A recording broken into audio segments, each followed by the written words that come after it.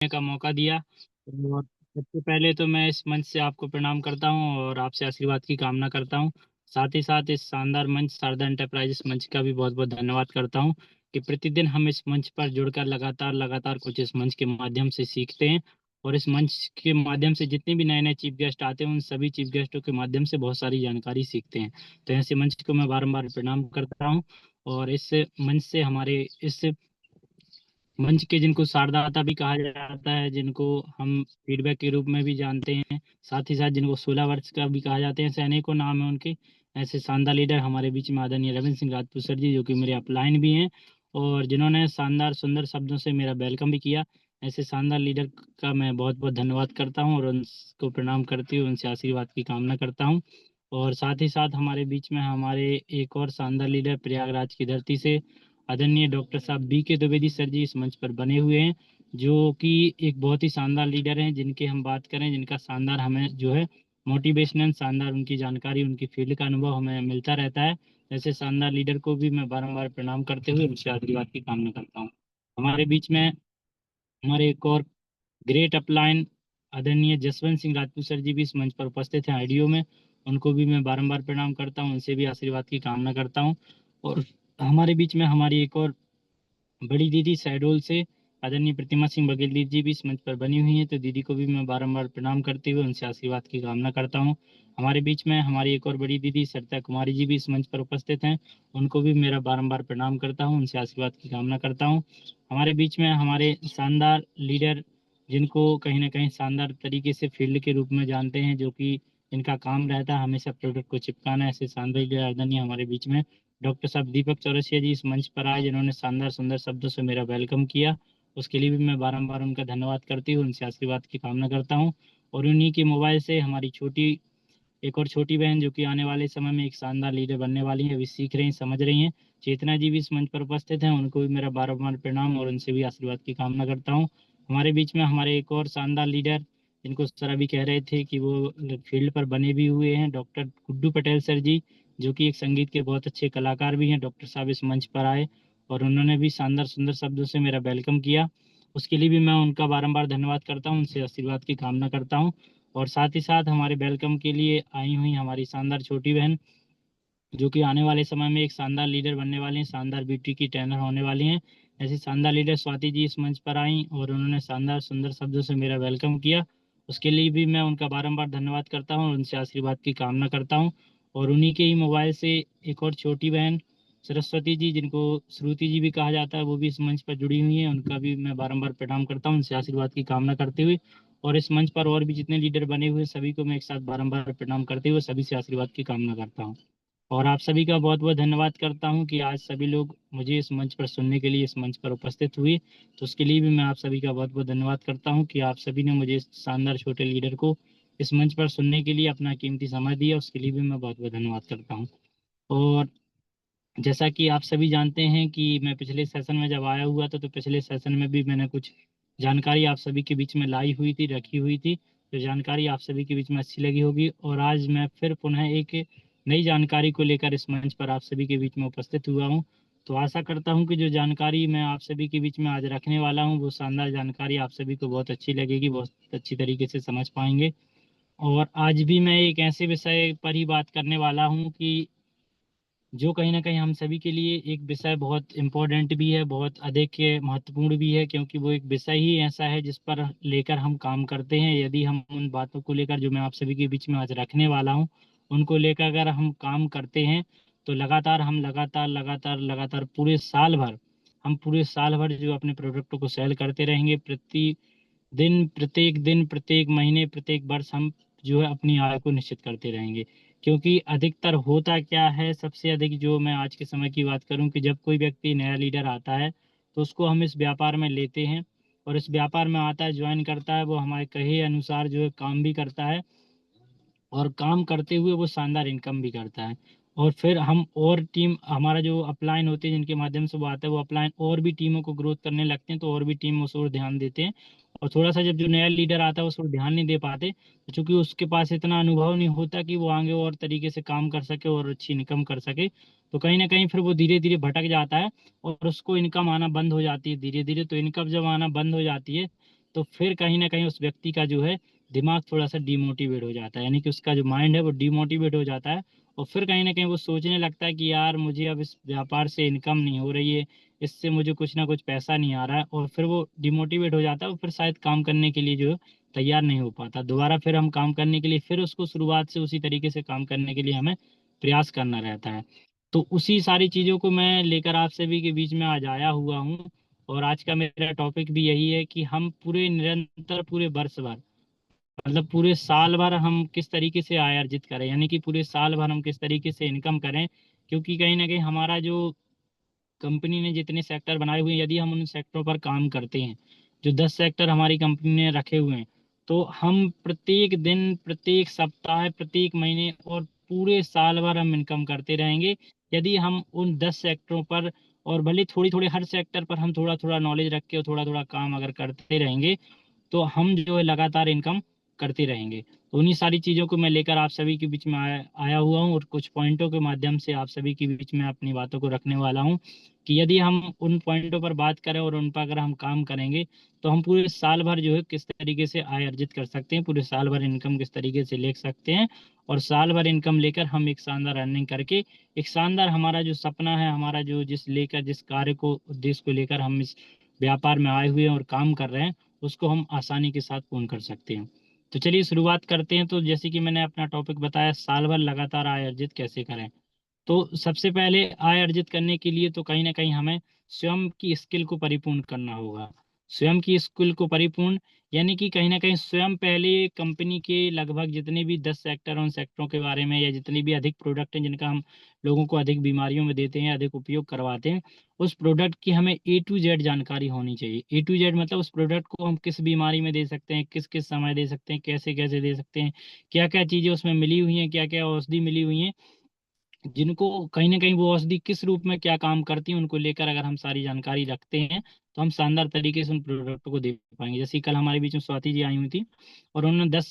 औषधियों के बारे में जानकारी दी हुई थी कि वो औषधियाँ क्या हैं, वो किस तरीके से काम करती हैं। तो इसी तरीके से हम कोई भी प्रोडक्ट की अगर जानकारी हम पूर्ण रूपेण से रखते हैं कि उसमें क्या क्या मिला हुआ है और कौन कौन सी जड़ी बूटियां किस पर काम करती हैं, तो हम बहुत अच्छी तरीके से फील्ड पर काम कर पाएंगे। तो सबसे पहला जो पॉइंट की अगर हम बात करें, तो सर्वप्रथम जो है कि एक से अधिक सेक्टर एवं प्रोडक्टों की जो समझ बढ़ाना। एक से अधिक सेक्टर का मतलब ये है कि हम लगातार अभी कोई ना कोई एक सेक्टर पर काम कर रहे हैं। कोई भी सेक्टर ले लें, चाहे हम हेल्थ का ले लें, ब्यूटी का ले लें, पर्सनल केयर का, FMGC, एग्रीकल्चर, कोई भी एक सेक्टर पर अगर हम काम कर रहे हैं, तो अब हमें प्रयास करना होगा कि हम एक से अधिक सेक्टर पर काम करें। एक से अधिक सेक्टर पर काम क्यों करें? क्योंकि कहीं ना कहीं हम जा रहे हैं फील्ड पर, तो हमें अलग अलग सेक्टर के लोग मिल रहे हैं। हम कहीं जा रहे हैं तो हमें एग्रीकल्चर के किसान भी मिल रहे हैं। हम कहीं जा रहे हैं तो हमें FMGC, घर के जो उपयोग करती हैं महिलाएं होती हैं प्रोडक्ट, उनके भी लोग मिल रहे हैं। हम फील्ड पर जा रहे हैं तो हमें हेल्थ से संबंधित लोग भी मिल रहे हैं। हम जा रहे हैं तो हमें हेयर बालों की समस्या, उनसे भी लोग मिल रहे हैं। हम जा रहे हैं तो फेस से, हमारे चेहरे से संबंधित जो बीमारी है, उनको भी लोग मिल रहे हैं। तो जब हमें हर सेक्टर की जानकारी रहेगी, तो अगर हम फील्ड पर जाएंगे तो फिर हम उधर से निराश होकर नहीं आएंगे। मतलब हर तरीके की जब हमें जानकारी रहेगी और हर तरीके के हमें लोग मिलेंगे, तो फिर हम उनको सभी प्रकार की बीमारियों पर लोगों को दवाई दे पाएंगे, और फिर हम उसमें एक अच्छी इनकम कर पाएंगे। तो इसलिए हमें एक से अधिक सेक्टरों की जानकारी होनी चाहिए। साथ ही साथ हमें एक से अधिक प्रोडक्टों की भी समझ होनी चाहिए। कोई भी, हमें ऐसे बहुत सारे प्रोडक्ट, हमारी कंपनी में 350 से 400 प्रोडक्ट हैं,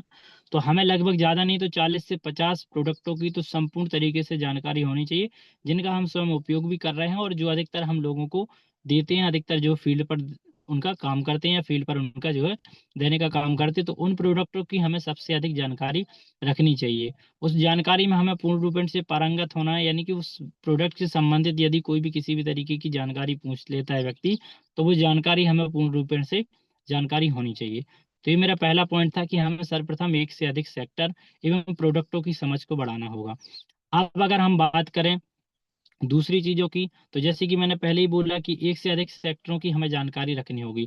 तो सर्वप्रथम अगर हम दूसरे पॉइंट की बात करें, तो सबसे पहले हमें जो अपनी स्किल के अनुसार 3 से 5 सेक्टरों का चयन कर लेना चाहिए। क्योंकि हमारी कंपनी में जैसे कि 10 सेक्टर हैं, यदि आप 10 सेक्टर पर काम नहीं कर पाते तो जिनमें भी आप अपनी स्किल है, मतलब जिनमें आप ज़्यादा रुचि रखते हैं, जिनमें आपको लगता है कि हाँ यदि मैं इस सेक्टर पर काम करूंगा तो शायद बहुत अच्छी तरीके से फील्ड पर कार्य कर पाऊंगा। जैसे कि जो हमारे बीच में जो डॉक्टर लोग हैं, तो डॉक्टर लोग अगर जुड़े हुए तो वो कहीं ना कहीं हेल्थ पर अच्छी तरीके से नॉलेज रखते हैं, तो हेल्थ पर काम बहुत अच्छी तरीके से करेंगे। इसी तरीके से हमारे बीच में जो किसान भाई जुड़ते हैं, उन किसान में तो वो एग्रीकल्चर सेक्टर है, उस पर भी बहुत अच्छी तरीके से काम कर सकते हैं। हमारे बीच में जो महिलाएं हैं वो हमारी ब्यूटी से संबंधित जो प्रोडक्ट हैं, हेयर से संबंधित प्रोडक्ट हैं, एफएमजी से संबंधित जो सेक्टर है उस पर बहुत अच्छी तरीके से काम कर सकते हैं। यानी कि हमारी रुचि के अनुसार, हमारी स्किल के अनुसार, जो इस चीज में भी हम बहुत अच्छी स्किल रखते हैं, जिस चीज में हम अधिक नॉलेज रखते हैं, उन 3 से 5 सेक्टरों का हम चयन कर लें। तो जब हम 3 से 5 सेक्टरों का चयन कर लेंगे और 5 सेक्टरों पर हम पूरी तरीके से जानकारी रखेंगे, तो हम फील्ड पर जाएंगे तो फिर हमें किसी तरीके से परेशानी नहीं होगी। इसी तरीके से अगर हम दूसरे पॉइंट की बात करें तो सेक्टर वार ग्रोथ प्लान तैयार करना। सेक्टर वार ग्रोथ प्लान तैयार करने का मतलब, हमारा जैसे सर्वप्रथम जो सेक्टर है एग्रीकल्चर की अगर हम बात करें, क्योंकि लगभग देश में 70% जो आबादी है वो कृषि पर ही आधारित है। सर्वप्रथम मुख्य व्यापार है जो वो कृषि ही है। कोई ना कोई व्यक्ति यदि नौकरी में भी है, नौकरी से पेशा में कर्मचारी किसी प्राइवेट सेक्टर में काम कर रहा है, या फिर खुद का व्यापार कर रहा है, लेकिन उसके साथ साथ खेती जरूर कर रहा है, क्योंकि कृषि एक हमारे भारत की जो मूलभूत इकाई है, उसी पर भी कहीं ना कहीं हम डिपेंड है। और सर्वप्रथम हमारा वही व्यापार है, उसी को हम लोग कर रहे हैं। तो हमारा जो सर्वप्रथम अगर एग्रीकल्चर ही हम ले लें, एग्रीकल्चर जो हमारा सेक्टर है, तो सेक्टर से संबंधित जितने प्रोडक्ट हैं उन प्रोडक्टों की संपूर्ण जानकारी हमें होनी चाहिए। संपूर्ण जानकारी यानी कि वो प्रोडक्ट जो हमारे दिए हुए उन प्रोडक्टों की संपूर्ण जानकारी के, वो प्रोडक्ट किस किन किन किन औषधियों से बने हुए हैं, उन एक एक औषधि का क्या क्या काम है, साथ ही साथ उस प्रोडक्ट की क्या गुणवत्ता है, क्या क्या उसकी, अगर हम उस प्रोडक्ट को उस चीज में दे रहे हैं, फसल में मान लीजिए हम डाल रहे हैं, तो कौन कौन सी फसलों में दे सकते हैं, उसके साथ साथ कौन कौन से रोग हैं जिन पर हम रोकथाम कर सकते हैं, उन रोगों को जब हो गए तो उन रोगों को किस तरीके से हमें कितनी मात्रा में डालना है, यानी कि ये सारी जानकारी हम उस सेक्टर की A to Z पूरी जानकारी हमें होनी चाहिए। यदि हम इस तरीके से काम कहीं ना कहीं करते हैं तो हम शानदार तरीके से जो अपनी फील्ड पर काम कर पाएंगे। तो जिस तरीके से मैंने 10 सेक्टरों की जो बात की थी, जिनमें हमारा जो एग्रीकल्चर हो गया, वेटनरी हो गया, होम केयर हो गया, हेल्थ केयर हो गया, इन सारे जो हमारे 5 सेक्टर हैं, यदि हमें जो मैंने सर्वप्रथम बात की कि अगर हम स्किल के अनुसार अपने 5 सेक्टर का चयन कर ले, तो मैं यदि यार इन्हीं 5 सेक्टरों की बात करूं, agriculture, veterinary, home care, health care, और इन पर अगर हम बात करें तो इनको जो मौसम के अनुसार इन मौसमी व्यापार का चयन कर सकते हैं। मतलब मौसम के अनुसार इस तरीके से कि जैसे अगर हम एग्रीकल्चर की ले लें, तो एग्रीकल्चर का जब हर साल में लगभग हमारी 6 मंथ एग्रीकल्चर का रहता है, मतलब स्टार्टिंग में हम बात करें तो मौसम के अनुसार जुलाई अगस्त में जो फसलें बो दी जाती हैं उस टाइम पे भी हम अपने इस सेक्टर पर काम कर सकते हैं। फिर हमारी जो अक्टूबर नवंबर में फसलें बोई जाती हैं उस टाइम पे काम कर सकते हैं। ग्रीष्मकालीन में जो भी फसलें बोई जाती हैं मार्च के अप्रैल में, यानी कि अगर हम 2-2 महीने भी इन सेक्टरों पर काम करें तो 6 महीने हमारे लिए पूर्ण है। और 6 महीने बहुत अच्छी तरीके से हमारे क्षेत्र में, हर क्षेत्र में आप कहीं भी चली जाइए खेती जरूर होती है। अभी गर्मी की बात करें तो गर्मी में भी हमारे भी में गर्मी की ग्रीष्मकालीन जो फसलें बोई जाती है मूंग उड़द में, उनमें भी हमारी बहुत अच्छी तरीके से हमारी एग्रीकल्चर दवाओं का जो रिजल्ट मिल रहा है। तो हम अपनी मौसम के अनुसार अपना व्यापार कर सकते हैं। उसके साथ साथ अभी अगर हम बात करें, हेल्थ में बात करें, तो हेल्थ में इस समय देख रहे होंगे गर्मियों के समय लोगों को कहीं ना कहीं दांत, खाज, खुजली, ये सारी समस्याएं हो रही हैं। किसी न किसी को जो कमजोरी के कारण कहीं चक्कर आ रहे हैं, किसी का ब्लड प्रेशर जो गर्मी के कारण बढ़ रहा है, किसी को घबराहट हो रही है। तो इन मौसम के अनुसार भी अगर हम अपने जो सेक्टर का चयन करें उस पर काम करें तो बहुत अच्छी तरीके से हम काम कर पाएंगे। और फिर हमें कभी कभार ऐसा लगने लगता है जब हम अकेले बैठते हैं कि यार अब मैं कहाँ जाऊं, अब क्या करूं। लेकिन अगर हम इस तरीके से प्लान करते हैं कि मौसम के अनुसार अगर हम काम करते हैं अपने सेक्टर का, तो फिर हमें सोचना नहीं पड़ेगा, फिर हमें ये नहीं सोचना पड़ेगा कि आज मैं किधर जाऊं, कहाँ जाऊं। फिर आपका पूरा का पूरा एक रूटीन बन जाएगा और आप फिर बहुत अच्छी तरीके से काम कर सकते हैं। तो इसी तरीके से और जो हमारे 5 सेक्टर हैं, इसमें हमारा ब्यूटी केयर हो गया, हेयर केयर हो गया, FMGC हो गया, स्किन केयर हो गया, हेल्थ केयर, एग्रीकल्चर, वेटनरी, इनमें से किसी भी एक चीज का जो है आप चुनाव कर लें, किन्हीं भी 5 सेक्टरों का जिसमें आप चयन कर लें, और इन 5 सेक्टरों पर आप बहुत अच्छी तरीके से काम कर सकते हैं। इसमें हमारा जिम भी हो गया, गारमेंट्स भी, हमारे कंपनी कपड़े भी दिए उस पर भी काम कर सकते हैं। जिम जो कि आज युवाओं का कहीं ना कहीं जो है जिम पर जाना, यानी कि अपने शरीर को जो एक आकर्षित सोलर सर्किट बनाना, उस पर भी लोग कहीं ना कहीं काम कर रहे हैं, तो उससे संबंधित भी हमारी कंपनी में प्रोडक्ट हैं। एफएमजीसी के तो हमारे बहुत सारे प्रोडक्ट हैं ही हैं, हेल्थ के भी, एग्रीकल्चर के, वेटनरी के भी। वेटनरी का मात्र हमारा एक प्रोडक्ट जो है एल्बर्ट कैल, ये भी बहुत शानदार प्रोडक्ट है। अगर हम इस पर भी काम करें, बिजनेस वैल्यू चूंकि कम है, लेकिन अगर हम इस पर भी काम करें तो हमारे बीच में ऐसे बहुत सारे डेयरी फार्म है, पशुपालन है, जिसमें मुर्गी पालन लोग करते हैं, बकरी पालन करते हैं, सुअर पालन करते हैं, और ऐसे बहुत सारे कहीं ना कहीं जो है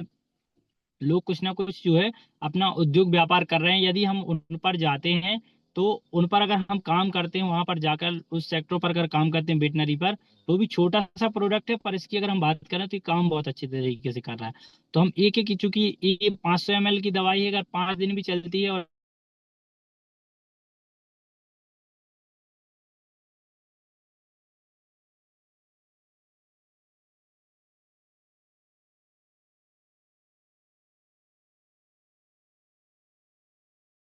तो हमारा बॉटल होती है, वो बॉटल लगभग 500 ml की होती है। तो एक बॉटल यानी कि 5 दिन के लिए हो रही है, तो एक व्यक्ति को भी हम 5 बॉटल देकर आते हैं। और यदि हमने ऐसे 10 लोगों को पकड़ लिया, कि 10 घर की गायों को पकड़ लिया, तो एक दिन में भी हम लगभग जो है हर महीने लगभग हमारी जो है कम से कम 25 से 30 बॉटल हम जो है 5 लोगों को ही दे पाएंगे। तो इस तरीके से हम वेटनरी पर भी काम कर सकते हैं। ऐसे बहुत सारे सेक्टर है जिन पर हम बहुत अच्छी तरीके से काम कर सकते हैं। अब अगर हम बात करें कि सर्वप्रथम, जिसमें मैं इतने सारे सेक्टरों में बात की, तो उससे मैं जो सबसे अच्छा और सबसे जो शानदार सेक्टर है, वो है हमारा एग्रीकल्चर। एग्रीकल्चर की ही बात मैं क्यों कर रहा हूँ, क्योंकि मैंने पहले भी कहा कि एग्रीकल्चर जो हमारा एक ऐसा सेक्टर है जिस पर जो है भारत की 70% आबादी लगभग कृषि पर आधारित है, और हर व्यक्ति कहीं ना कहीं खेती करता है। तो ये हमारा एक बहुत बड़ा सेक्टर है, इस पर हम 12 महीने कभी भी लगातार काम करते रहेंगे, पर फिर भी हमारा काम खत्म नहीं होने वाला। इसलिए मैंने ये सबसे अच्छा सेक्टर आप सभी के बीच में रखने का प्रयास किया। तो एग्रीकल्चर एक ऐसा सेक्टर है जिसमें हम वर्ष भर आय अर्जित कर सकते हैं। कैसे कर सकते हैं हम वर्ष भर आय एग्रीकल्चर सेक्टर पर काम करके, वो सारी बातें मैं आप सभी के बीच में रखने वाला हूँ। तो सर्वप्रथम अगर हम बात करें कि मौसम के अनुसार हम इस पर काम करें, मौसम के अनुसार काम किस तरीके से, जो हमारी बरसात में जो फसल लग रही है, जैसे धान की खेती हो रही, तो उस टाइम पर हमारी धान में जब हमारी भूमि की जो भूमि उपचार है, उस समय से लेकर, भूमि उपचार से लेकर फिर बीज उपचार, फिर बुवाई, और उसके साथ साथ जब फसलों में पानी लग रहा है, उधर से लेकर कटाई तक,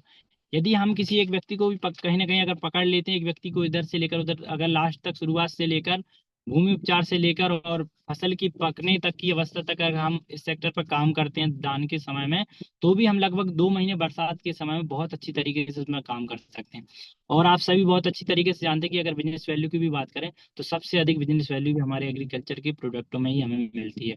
तो इसलिए हम इसमें बिजनेस वैल्यू भी, सबसे अधिक अगर आय की बात करें, तो आय भी कहीं ना कहीं हमें एग्रीकल्चर सेक्टर में ही सबसे अधिक आय है। तो इसलिए हमें प्रयास करना चाहिए कि सर्वप्रथम हम जो है मौसम के अनुसार जो हमारी आजू बाजू फसलें बो रही हैं, बरसात के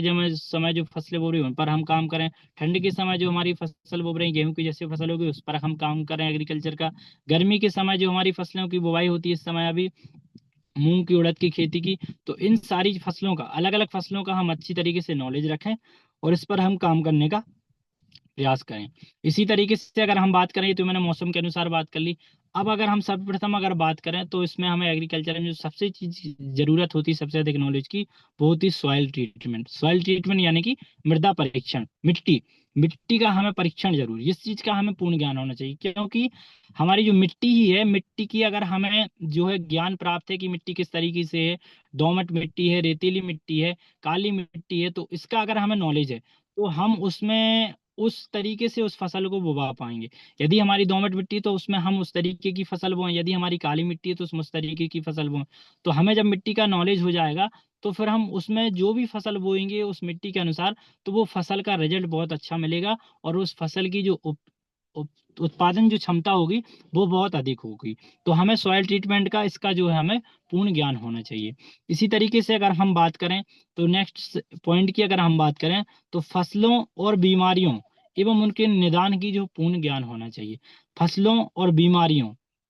फसलों यानी कि कौन सी फसल है, उस फसल में क्या बीमारी लगती है, और इस बीमारी के किस तरीके से निदान, यानी कि हम अपने अल्टोस के जो प्रोडक्ट हैं, उन दवाई का कितना छिड़काव करके कितने समय में उसका कितना छिड़काव करेंगे, तो वो बीमारी जो खत्म हो जाएगी, इसका हमें सर्वप्रथम नॉलेज रखना है। क्योंकि कहीं ना कहीं अगर हमने समझ लिया कि बरसात में ये फसल बोनी चाहिए, हमने ये भी समझ लिया कि मिट्टी का परीक्षण किस तरीके से करना, कौन सी मिट्टी में क्या फसल बोनी, यहाँ तक तो ठीक है। लेकिन हमने ये भी समझ लिया कौन सी फसल बोना है, लेकिन फसल में जो बीमारी अगर लग गई और उस बीमारी के बारे में हमें पता नहीं कि ये बीमारी क्या है, और इसमें हम अपनी दवाई को किस तरीके से उपयोग करके उस बीमारी पर निदान पा सकते हैं, तो कहीं ना कहीं अभी तक जो हमने सीखा था वो भी कहीं ना कहीं हमारा सीखना बेकार है। क्योंकि हमने फसल बोली, बहुत अच्छी फसल बोली और बहुत अच्छी फसल हमारी उग भी आई, बीज का अंकुरण भी हो गया, पूरे बीज उगाए, कुछ समय तक फसल अच्छी रही, लेकिन उसमें यदि कोई ऐसी एक बीमारी लग गई जिसका हमें उसका निदान नहीं पता, तो कहीं ना कहीं वो पूरी फसल को जो है बर्बाद कर देगी। तो इसलिए हमें सर्व उसके साथ साथ में हमें मृदा परीक्षण का ज्ञान रखने के साथ साथ में हमें जो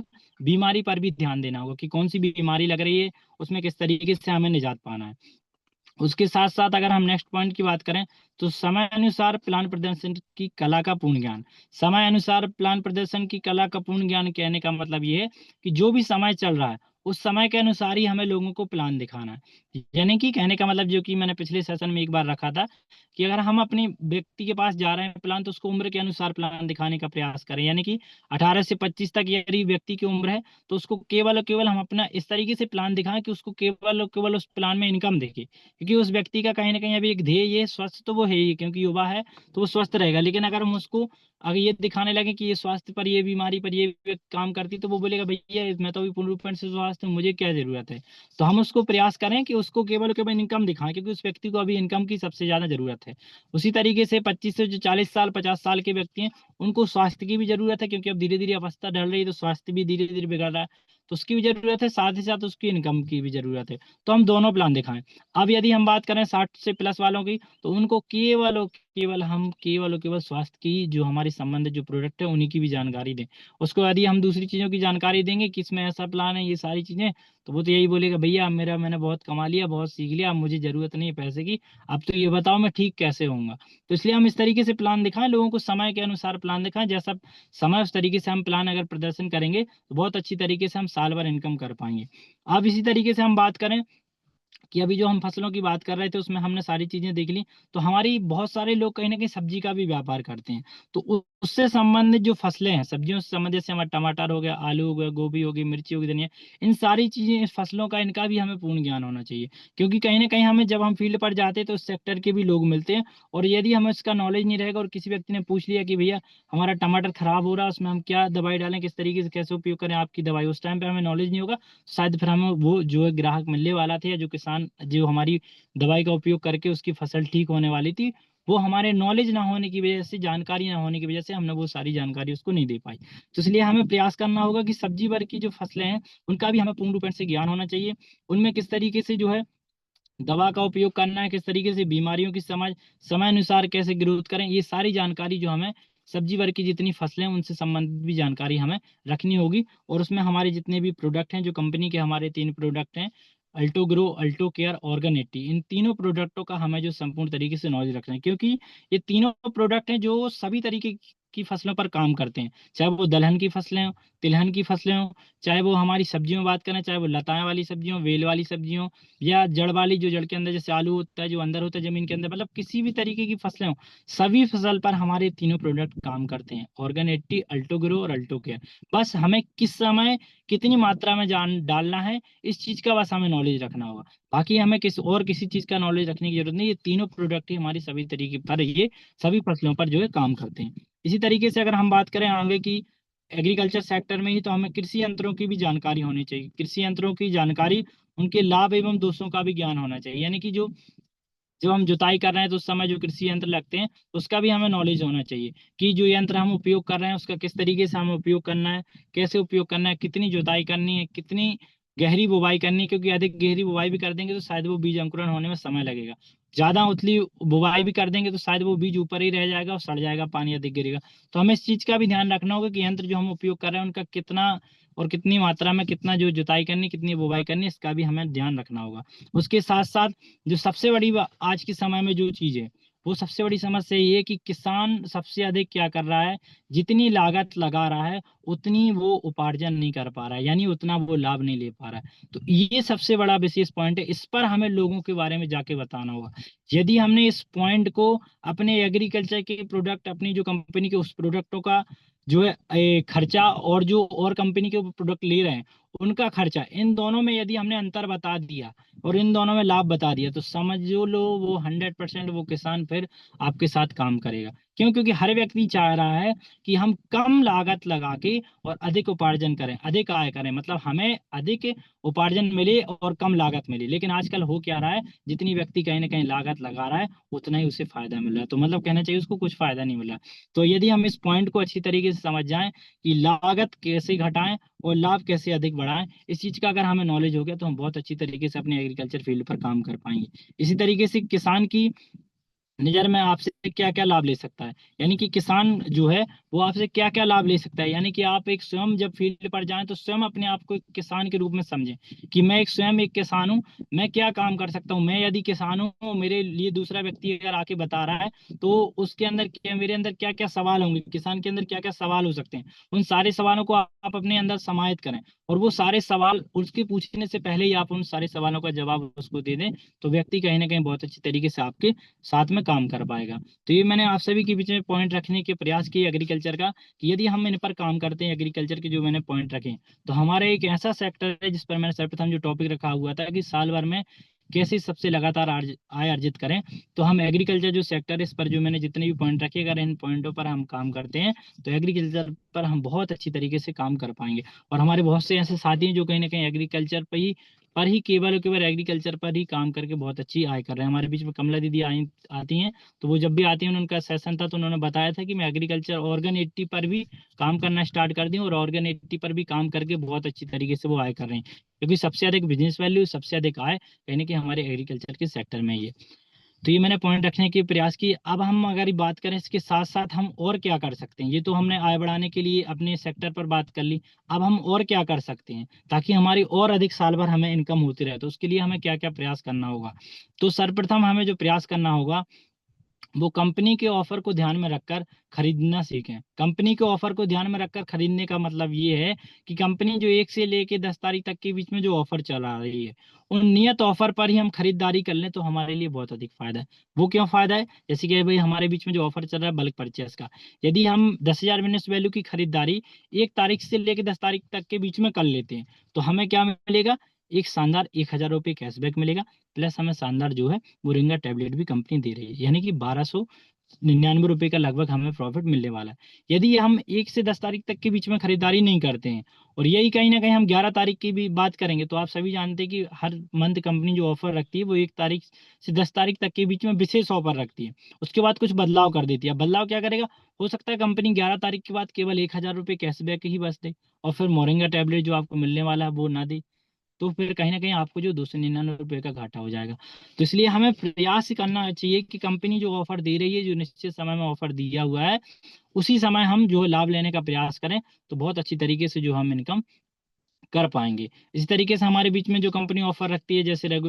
रेगुलर परचेसिंग डे, जो कि आज लगभग 5 तारीख को, प्रत्येक माह की 5 तारीख को रेगुलर परचेसिंग डे होता है, जो कि आज 5 तारीख है, आप सभी लोग जानते हैं आज हमारी कंपनी का रेगुलर परचेसिंग डे है। तो हम इसी दिन प्रयास करें कि मंथ की प्रत्येक 5 तारीख को ही हम अपनी जो महीने भर में जो खरीदारी करने चाहते हैं उसको 5 तारीख के अंदर ही कर लें, 1 से लेके और 10 तारीख तक के बीच में प्रयास करें, 5 तारीख के पहले ही आप उसको खरीदारी कर लें। तो क्या होगा, महीने भर फिर आप उन प्रोडक्टों को सेल करते रहेंगे, तो महीने भर आपका जो व्यापार, फिर आपको ये दिक्कत नहीं आएगी कि मुझे व्यापार कैसे मेंटेन करना है, किस तरीके से क्या करना है, और फिर आप आसानी की बहुत अच्छी तरीके से काम कर पाएंगे और उन सारे ऑफर का लाभ ले पाएंगे। बल्क परचेसिंग, उस पर भी हम प्रयास करें, ये बल्क परचेसिंग है जो, उसको भी हम 1 से 10 तारीख तक के बीच में ही मेंटेन करने का प्रयास करें। और जो एक और सबसे बड़ी हमारा जो एक और ऑफर चलता है कंपनी का, रेगुलर परचेस,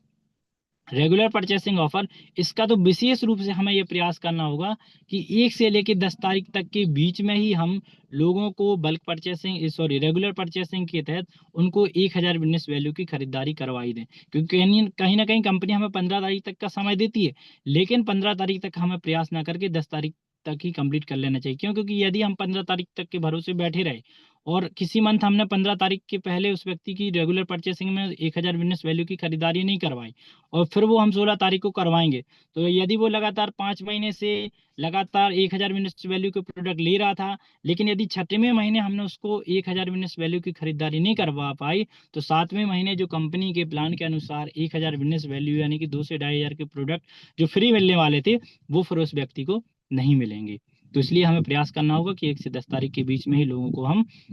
शानदार उनको रेगुलर परचेसिंग डे में लाने का प्रयास करें। उसी तरीके से हम इसके लिए और आगे क्या प्रयास करें, तो टीम ग्रोथ कैसे करें, इसके ऊपर भी हमें ध्यान देना होगा। ईमानदारी से दूसरों को लाभ देने का भाव रखें। टीम ग्रोथ कैसे करें, इस पर भी हमें ध्यान देना होगा, यानी कि हमारी टीम में किस व्यक्ति की कमजोर है, यानी कि कौन सी लैग हमारी कम काम कर रही है, ए लैग जो हमारे बी लैग है, पावर और बी करें, किस साइड हमारा काम कम हो रहा है, उस पर हमें ज्यादा से ज्यादा प्रयास करना होगा। टीम के अंदर कौन सा व्यक्ति जो कम काम करने का प्रयास कर रहा है, उसके पास जाएं, उसके साथ हम प्लानिंग करें और उसको शानदार ग्रोथ करवाएं। तो जब हमारी टीम ग्रोथ करेगी तो हम स्वयं ग्रोथ करने हैं। उसके साथ साथ ईमानदारी से दूसरों को लाभ देने का भी भाव रखें, यानी कहने का मतलब ये कि हम जो भी प्लान बता रहे हैं तो ईमानदारी के साथ काम करें। हम अपनी टीम में जिन लोगों को भी दिखा रहे हैं उसको पूरी तरीके से ईमानदारी के साथ उसके साथ काम करें। तो यदि क्योंकि कहने के आप ईमानदारी से काम करेंगे तो व्यक्ति आप भी आपके साथ हमेशा निरंतर खड़ा रहेगा और आपके साथ काम करने का प्रयास करेगा। उसके साथ साथ अगर हम और बातें करें आगे की, तो नेक्स्ट पॉइंट की हम बात क्या करें, मेला बाजार या जो बड़े नगर हैं इनमें स्टॉल लगाकर सेल करने का भी हम जो प्रयास करें। मेला बाजार बड़े नगरों में स्टॉल लगाने का मतलब ये, आप लोगों ने देखा होगा जो मेले वगैरह लगते हैं, बाजार लगते हैं, ऐसे बहुत सारे दिखते होंगे, वो माइक वगैरह रखे हो, बहुत सारे लोग औषधि लेकर आते हैं और उसमें वो अपना एक साउंड सिस्टम सेट कर देते हैं और उसमें बोलते रहते हैं आप ये जड़ी बूटी लीजिए, इसमें ये ठीक हो जाता है, ये रोग ठीक हो जाता है। तो इस तरीके से अगर हम भी प्रयास करें तो एक मेले में अगर आपने 10 दिन भी कहीं ना कहीं आपने 10 दिन में मेला लगता है, उस 10 दिन में अगर आपने कुछ नहीं तुलसी पावर ओरिडेंट पेस्ट भी बेच लिया, तो जितना आप फील्ड पर जाकर 20-25 दिनों में जो व्यापार कर पा रहे थे, उससे कहीं अधिक आप 10 दिन में केवल मेलों और बाजारों में ही कर पाएंगे। यदि प्रत्येक दिन आप निश्चित कर लें कि आपके आसपास बाजार लग रहा है, प्रत्येक दिन आप 2 घंटे का समय निकाल कर उस बाजार में जाइए, वहां पर अपना साउंड सिस्टम लगा के, जिसको हम कहीं ना कहीं जो स्टॉल बोलते हैं उसको लगा कर रख लीजिए, और कुछ नहीं करना, आप एक माइक सेट कर लीजिए, तो उसमें भी लोगों को बहुत अच्छी तरीके से व्यापार कर पाएंगे और बहुत अच्छी तरीके से आप अपने प्रोडक्ट को सेल कर पाएंगे। उस समय फिर आपको लोगों के पास नहीं जाना, लोग आपके पास जाएंगे, क्योंकि आप ऐसी जगह पर जाकर खड़े हुए जहां पर जो पब्लिक ज्यादा है, तो वहां पर आपको लोगों को ढूंढने की जरूरत नहीं है, लोग स्वयं आते हैं। उसके साथ साथ अगर हम नेक्स्ट पॉइंट की बात करें, तो मल्टीमीडिया के माध्यम से व्यापार ग्रोथ कैसे करें। मल्टीमीडिया यानी कि सोशल मीडिया, आजकल हम हर व्यक्ति का अकाउंट कहने के इंस्टाग्राम, व्हाट्सअप, फेसबुक हर व्यक्ति चला रहा है, तो इसको हम इसका उपयोग करने का प्रयास करें, इसको चलाने का बस नहीं, इसको इस तरीके से नहीं रील स्क्रॉल करने के लिए बस नहीं, या फिर हम व्हाट्सएप का उपयोग केवल स्टेटस देखने के लिए नहीं, इसका हम अपने व्यापार के लिए प्रयोग करें। इसमें हम अपनी 1-1 मिनट की या 2-2 मिनट की स्वयं की वीडियो बनाएं और कोई एक प्रोडक्ट पर 2 मिनट के लिए या 1 मिनट के लिए बोलें, और उस प्रोडक्ट की वीडियो को बनाकर और फिर उसको आप अपने व्हाट्सएप या इंस्टाग्राम पर या फेसबुक पर पोस्ट करें। तो उससे क्या होगा, लोग देखेंगे, और जब आप स्वयं की वीडियो को बनाएंगे और स्वयं प्रमोट करेंगे तो आपके अंदर एक आत्मविश्वास भी बढ़ेगा, और फिर लोग आपसे उसके बारे में पूछेंगे कि भाई ये क्या, और जिसने हमारे बारे में उस प्रोडक्ट के बारे में पूछा, तो समझ लीजिए फिर उस व्यक्ति को हम पूरी तरीके से जानकारी देने का प्रयास करें। तो सोशल मीडिया एक ऐसी चीज है जिन पर हम यहाँ बैठकर भी और दिल्ली में भी व्यापार करा सकते हैं, यहाँ बैठकर हम अपनी कश्मीर में भी, कन्याकुमारी में भी व्यापार करा सकते हैं। ये सोशल मीडिया की ताकत है, तो उस पर हम अधिक से अधिक जो है अपने व्यापार को प्रमोट करने का प्रयास करें। उसी तरीके से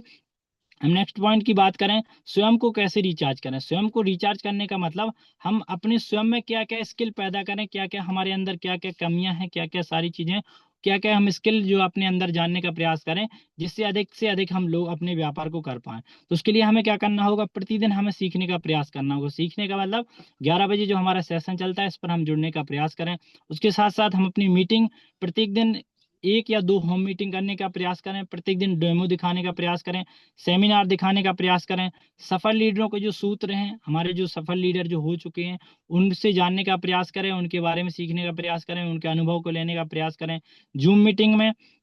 जो हमारे अपलाइन होते हैं, ग्रेट अपलाइन होते हैं, उनसे सघन संपर्क बनाकर रखें, यानी कि हमारा एक अपलाइन जो है वो एक ऐसा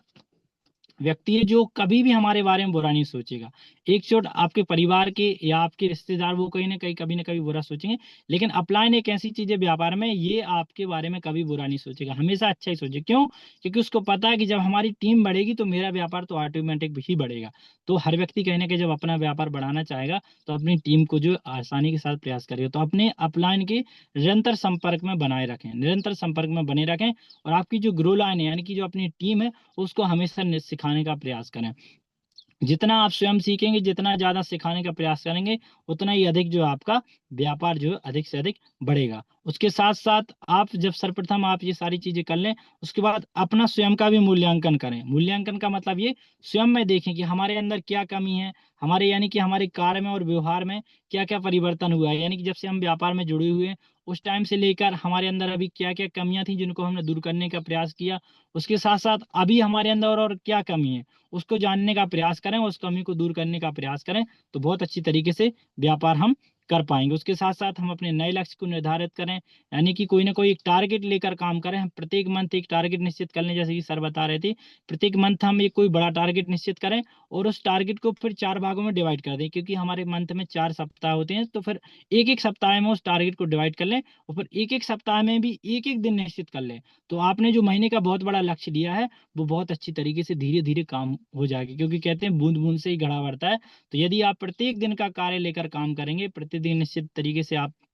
निश्चित कर लेंगे कि आज मुझे इतना व्यापार करना है, तो बहुत अच्छी तरीके से आप काम कर पाएंगे। तो ये सारी जानकारी मैंने आप सभी के बीच में रखने का प्रयास किया, और आशा करता हूँ कि सारी जानकारी आप सभी के बीच में रख पाए हैं, वो समझ में आई होगी। और यदि हम लगातार जो मैंने आप सभी के बीच में ये पॉइंट रखे हुए हैं, 10 से 12 पॉइंटों पर जो मैंने आप सभी के बीच में चर्चा की, यदि हम इस पर काम करते हैं तो बहुत अच्छी तरीके से हम पूरे साल भर इनकम कर पाएंगे। क्योंकि अभी कहीं ना कहीं यही होता है, देखते हैं कि हम जिस व्यक्ति को लाते हैं, नया व्यक्ति आता है, वो नए जोश जुनून के साथ आता है, बहुत दूनी मेहनत से काम करता है, और शुरुआत में उसको इनकम भी आती है, अच्छा मोटिव भी होता है, अच्छा काम भी करता है। लेकिन जैसे ही जैसे उसको धीरे धीरे इनकम आना कम हो जाती है और व्यक्ति वो डिमोटिवेट हो जाते हैं। क्यों? उसकी कहीं ना कहीं वजह यही होती है कि हम उसको उस तरीके का उतना पूरा नॉलेज नहीं दे पाए जितना हमें उस व्यक्ति को देना चाहिए था। हमने उसको दिया तो आधा अधूरा नॉलेज दिया, और उसने आधा अधूरा काम किया, उसके बाद फिर रुक गया। तो इसलिए कहते हैं आधा अधूरा जो ज्ञान होता है बहुत खतरनाक होता है। तो हम इसलिए प्रयास करें कि उस व्यक्ति को इस तरीके से हम एक शानदार अपनी तरीके से लीडर बना दे, ताकि वो लगातार लगातार पूरे साल भर इनकम करते रहे। और जब वो साल भर इनकम करता रहेगा तो वो साल भर इस व्यापार में बना भी रहेगा और आपके साथ काम करता रहेगा। क्योंकि व्यापार है, इसमें चढ़ाव उतार तो लगे रहते, कभी लाभ होगा कभी हानि होगा, पर हमें उस समय जब लाभ हो रहा तब हम